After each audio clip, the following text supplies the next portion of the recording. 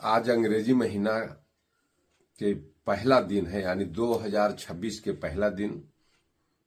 सुबह सुबह सबके प्रणाम, नमस्कार, आदाब, सलाम, सत श्री अकाल।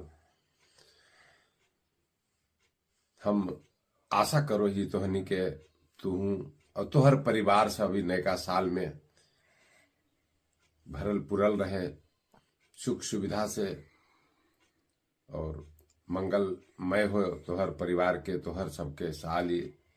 और साथ ही एक बात और बतावल चाह रही है कि अगर ये पूरे साल ये बीत गए, उस साल से अगर में हमार मन कर्म वचन से अगर कुछ तकलीफ हो गए हो तोहनी के, तो ओकरा लिए हम क्षमा भी चाहो, ये हमारा माफ करबो और इस साल अपन कृपा बनेले रहो।